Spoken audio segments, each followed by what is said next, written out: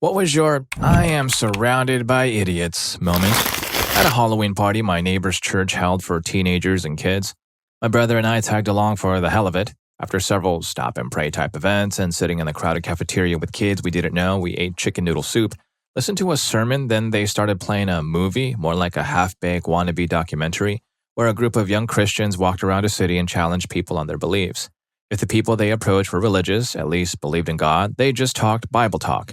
If they weren't, though, the Christians started acting super stuck-up and rude, like they were looking down on adults who simply said they weren't religious. At one point, a couple suggested they had more faith in evolution than religion. This absolutely triggered the people making the video, and they started the most cringeworthy argument I have ever seen. They started by asking with a super condescending tone, "So, are you saying nothing evolved into a universe and life?" To which the guy, part of the couple, started to answer, but before he got more than a few words out, he was interrupted with, "So then, explain to me who made cows through evolution." Yes, cows. Obviously, the guy was confused by the question, but started explaining the basic idea of evolution. The video group weren't interested in his response, so their rebuttal was, "Okay, so why don't you make a cow right now out of nothing?" Followed by silence and the couple just sitting there with an absolutely puzzled look on their faces. The video group then responded with, "Yeah, I didn't think so," and acted like they just dropped a knowledge bomb on the couple.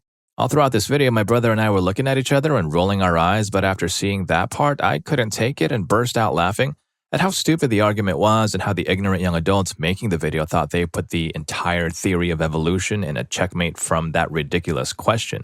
As I was trying to settle down, I was hit with dirty looks from not only most other teenagers, but most of the parents who were helping host the event.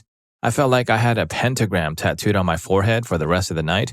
Needless to say, I still can't believe that a video like that was published and screened in any serious context. I guess they missed the memo about not arguing with idiots. Lesson learned, I suppose. Story 2. I used to be a flight attendant for a regional airline in Colorado during the time the economy crashed. Suddenly, there was a demand for cheap flights in and out of Aspen, Colorado because the rich were no longer as rich and needed affordable airfare. This particular flight was one of our first out of Aspen. This particular flight was delayed due to bad weather. First, I was stuck in the terminal with a bunch of grown child adults who couldn't grasp the fact that takeoff times were not in our control. They constantly whined at me like it was personally my fault it was snowing too hard to leave. When it was time to board the flight, one particularly snobbish witch left her stroller on the tarmac and demanded I retrieve it for her as she boarded. Huge FAA no-no as I can't leave my post while boarding. Then she lip-synced to me halfway through boarding that we needed to close the doors and go. No, witch, we still have 30 more passengers boarding. Then once everyone was on board, I heard various children, teenagers asking their parents why they had to fly with all these other people. Finally, we took off on our economy flight and every other person was requesting absurd things like caviar and fancy champagne we didn't have. Then as we got close to DIA, we had bad turbulence, so the captain asked us to prepare the cabin for landing early. When I asked people to put away their electronic devices, all hell broke loose. People asked me, does my laptop, phone, etc. really count as an electronic? But what really sent me over the edge was a woman who was still busy taking pictures out the window with a huge digital camera. I asked her to put it away for landing. We had bad turbulence and I was literally holding on to the seats to stay standing. When she looked at me and, in all seriousness, said, "It's not electronic, it uses batteries." At that moment, I realized I was surrounded by idiots and noped out of there back to my seat before I said something that cost me my job. I may have afforded her a big eye roll. The turbulence got bad during approach and landing. Lots of people were panicking and crying. As we went to deplane the passengers, the lady with the camera stopped before getting off and was furious with me because her camera was busted. The lens was broken and wouldn't turn on. Guess who didn't stow her electronics?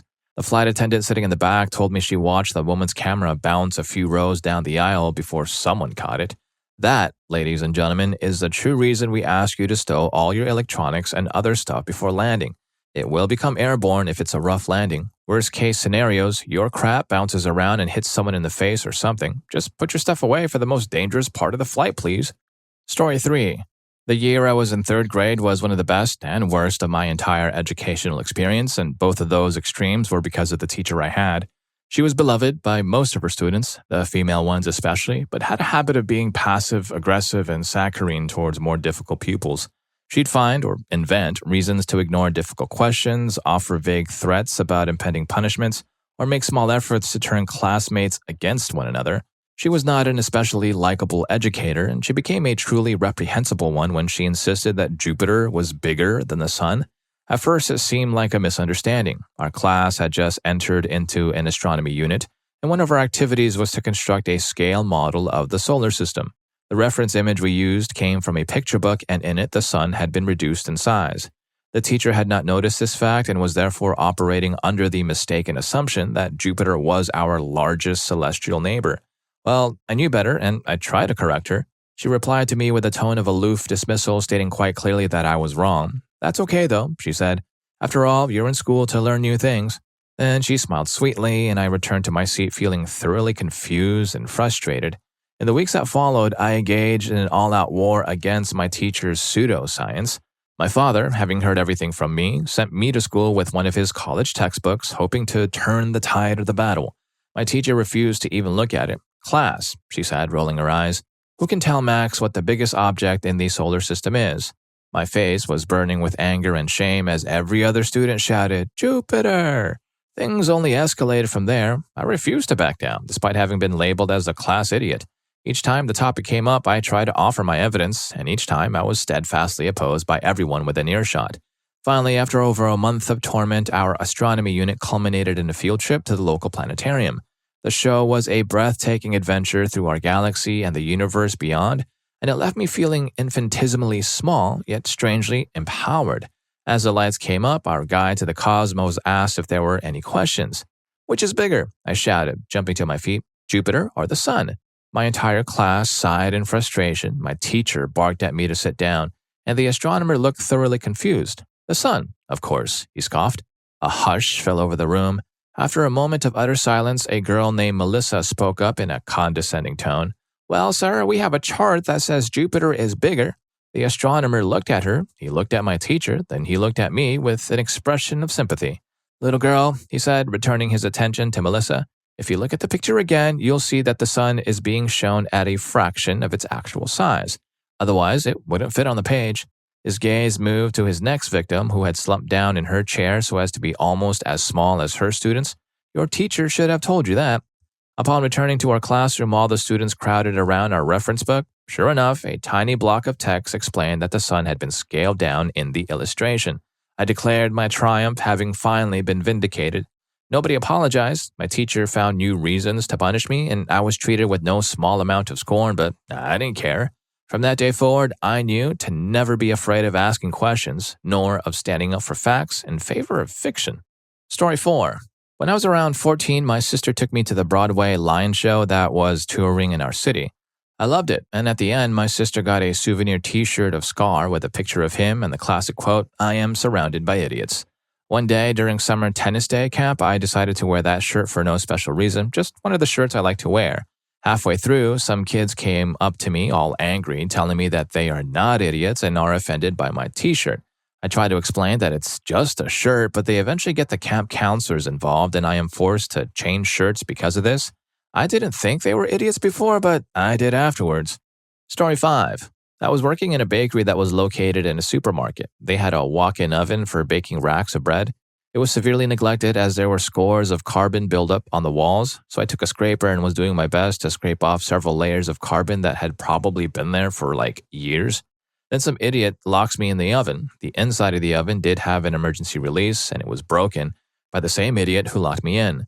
So I'm kicking on the door like I'm trying to knock the damn hinges off, trying to get someone to open the door, which took at least 10 minutes.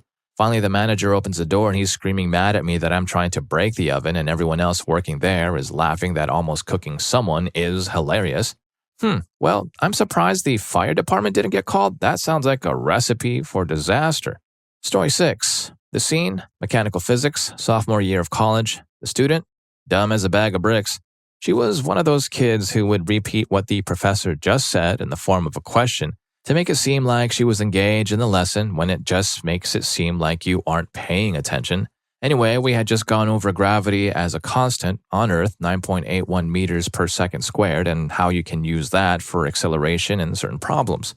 We went over one such problem and dumb girl raises her hand and asks where we got the 9.81 from. Fine, whatever. The professor explains to her that it's gravity and it's a constant on Earth. "Oh, so gravity never changes on Earth?" No, sometimes we just randomly hurtle off into space. Story 7. A previous group of friends who were also very religious, not sure if related to the idiocy or not. One of the women didn't know if it was roosters or hens that laid eggs. One of the women legitimately believed, well into her teenage years, that all women turn men when they hit puberty. Numerous explanations that Sweden and Switzerland are two different countries. More numerous explanations that yes, I work in a hospital. No, that does not mean I am a nurse. Yes, there exists other jobs in hospitals other than nurses and doctors. Yes, a hospital bank needs to be open 24/7. What the hell do you think happens if someone gets hit by a car at 11 p.m.? Sorry, the bank is closed. Come back in the morning for your life-threatening hemorrhage. There was also the standard hate and so on, of course, but in general, they were also just stupid. Story 8. A few months ago, the company I work for was going through some pretty deep, quote, corporate restructuring.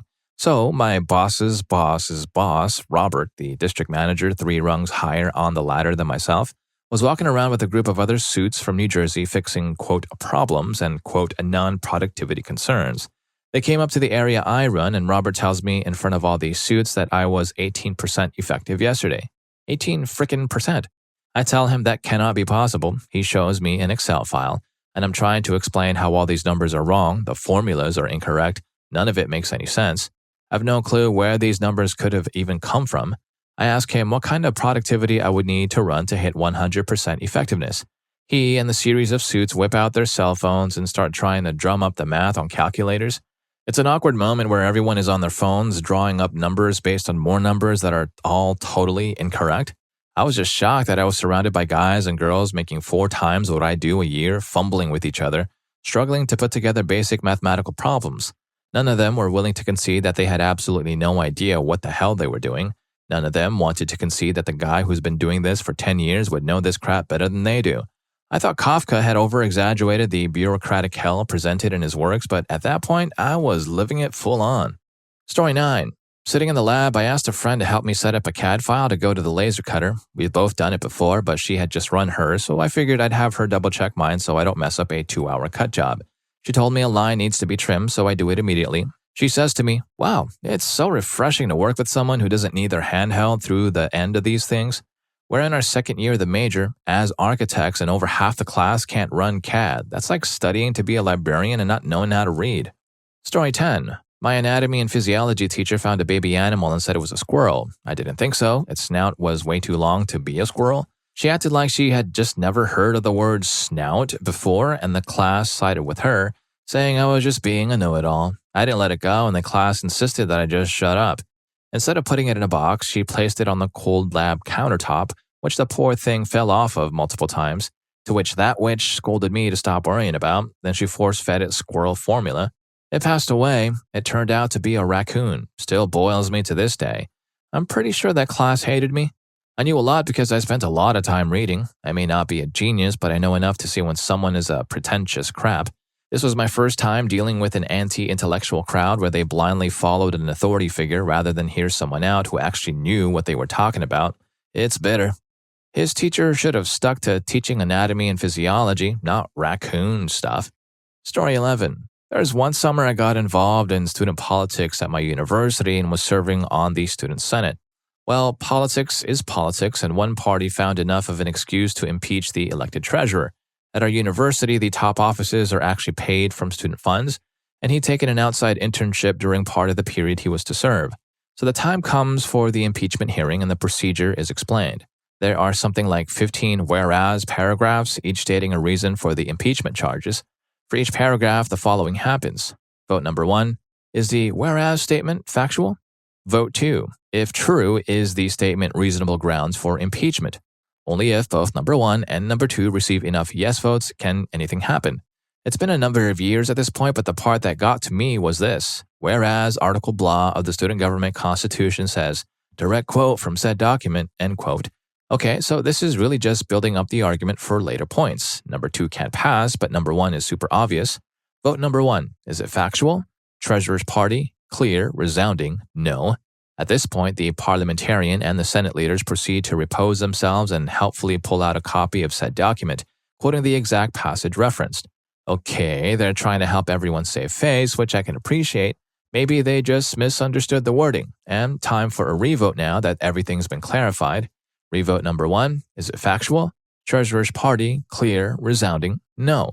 There was nothing damaging whatsoever to saying yes here, as the number 2 part, whatever it was at the time, was clearly not grounds for impeachment, but nope, we're just gonna deny reality and pin this with number 1. If anyone's curious, no, the impeachment didn't go through. As far as I can recall, it really shouldn't have gone through anyway, but the sheer denial of reality there floored me. Story 12.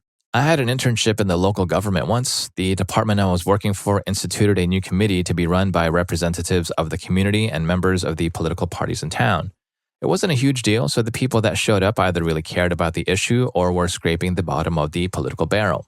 This one guy representing a party, I hate to stereotype, but he looked very much like he spent most of his time playing World of Warcraft in someone's basement, which is not a bad thing, but kind of not what I look for in a political representative.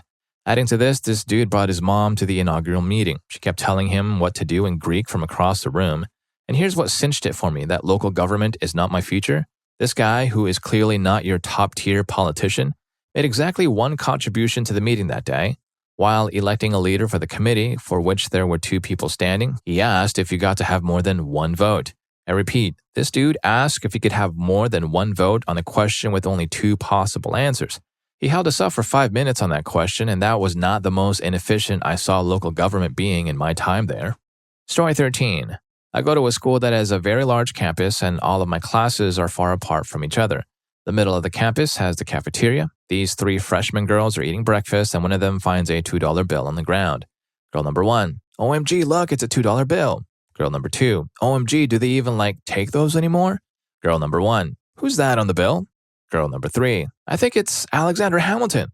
Girls number 1 and 2, OMG, Alexander Hamilton, you're right. Girl number 3, OMG, I didn't know he was on money. All girls start singing Alexander Hamilton from the musical Hamilton. Me, silently seething, thinking to myself, 1, yes, they still take $2 bills. They are not out of circulation. 2, it says Jefferson right under the picture of Thomas Jefferson in the middle of the bill.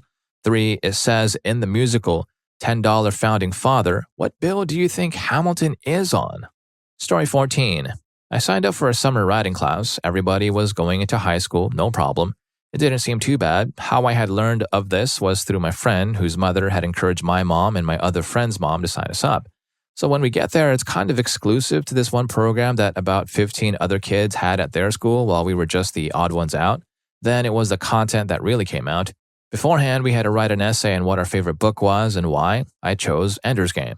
Now, I'm not the best writer in the world, but when it comes to that group, I seemed like a king. We had to switch essays, and then I had to grade someone else's essay. There were grammar mistakes everywhere, and sentences were superficial.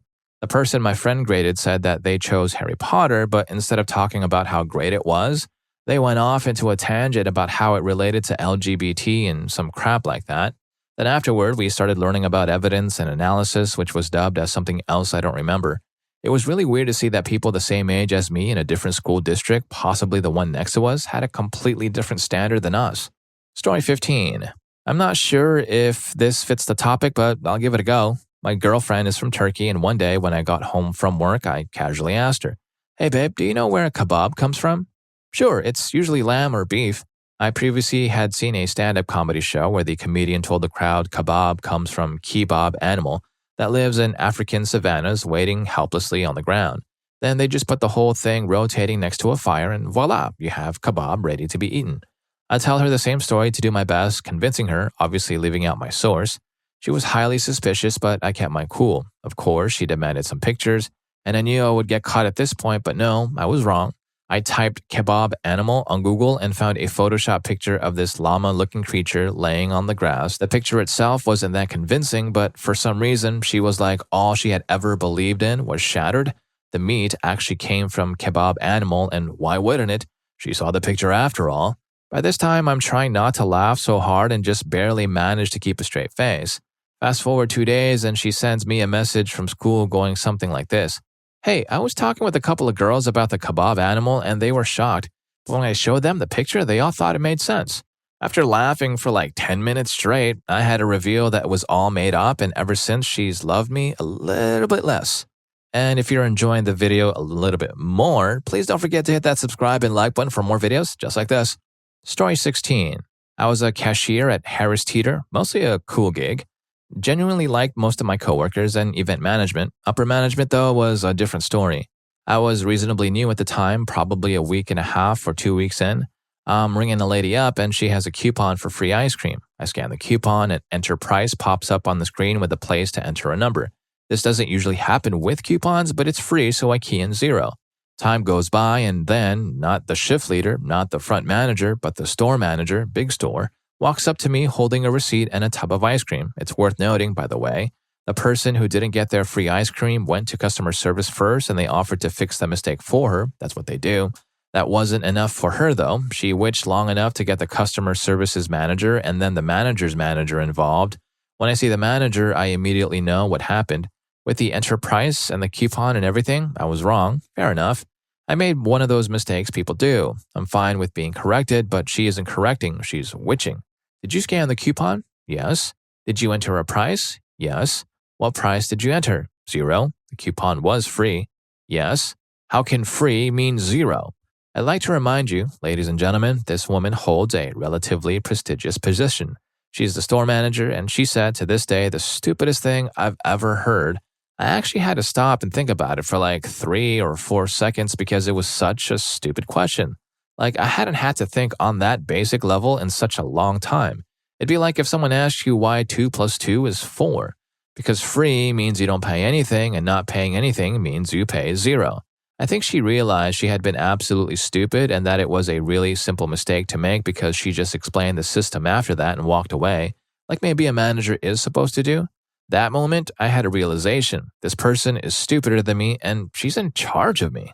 Story 17. Happened just a few days ago. I live in Egypt and it's extremely common for teachers to talk about their political opinions on tons of matter in class. I am in 9th grade. I have different opinions on just about every single topic about politics, so naturally I just avoid speaking about them. But this time was different. Our teacher was talking about the Korean splitting, managed to snuggle in some politics while talking about a different topic as usual, and started going on for a while. I didn't speak like usual, and I didn't care, except when it got to the last part where I felt that I needed to ask. He talked about how the splitting of the two Koreas made it so that South Korea and North Korea are now both weak countries. I don't know much about strong or weak countries or whatever that is, but I decided to comment about how I think South Korea can't be compared with North Korea in terms of economics, industry, etc., and that I think South Korea isn't a weak country, at least in comparison to North Korea, then talked about how North Korea isn't a democracy and that I don't think people are happy in North Korea, something he said, and that they violate human rights. He responds to me like I'm an idiot and tells me how North Korea has industrial facilities in China, Russia, and tons of other countries, and that it's a very powerful industrial country, which, if I take it correctly, contradicts what he said earlier. I wasn't sure if it was a good idea to continue responding, but I did once more and told him how North Korea prevents its citizens from leaving the country, and if anyone tries to leave the country, they take their family, or so what I heard, and that the living conditions in North Korea aren't good. Then I remembered what I was doing and that it's pointless, that I shouldn't talk about politics to my teachers or classmates, and then stopped, after which he told me that it's all American propaganda and that North Korea is a country like any other, while I nodded like I agreed. Story 18. I'm originally from rural PA, but I moved to Boston for education, opportunity, and also distance. I come home to visit a few times a year. My family can be quite difficult. They don't see me as one of them anymore. I'm now an outsider. They have always had views that I disagreed with, but a college education helped me tremendously. Ethics, critical thinking, politics, philosophy, I learned so much. A few months ago, I went to visit the fam and we made our usual stop to see the grandparents. They refused to hug me. I sat down and awkward silence ensued. They then all, like my whole family, convo led by my grandfather, had a talk with me about how the northern state has taken me, and now I'm a Democrat and I support Muslims and terrorists and all sorts of things that didn't make any sense. I know I can't change them and I can't take them with me on my journey. I'll always love them, but they are going to think and believe what they think and believe.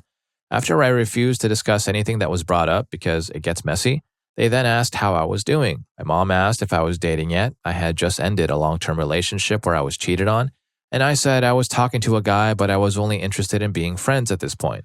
They asked what his name was, and when I said that his name was Vivek, my mom said, "But you have to make sure he's not Muslim." When I asked her why he couldn't be Muslim, she said, "Because he will take you and sell you." Literally surrounded by idiots. Story 19. When you work as a waiter, you are confronted with stupid people every day. I did this job for 3 months. I think if I stayed a week longer, I would have ended up snapping on a client. The most idiotic things I've been confronted with. Between breakfast and lunch, we had to clean up the whole restaurant. That implies moving the chairs and tables away and mopping, cleaning all the place in less than an hour. It was awful.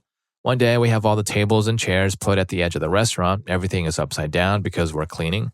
The doors are closed, not locked, just closed. And a lady walks in, taps on my shoulder, and say in a mildly upset tone, "Are you open? Because I want a cup of tea." Almost scream, "Do we look open to you?"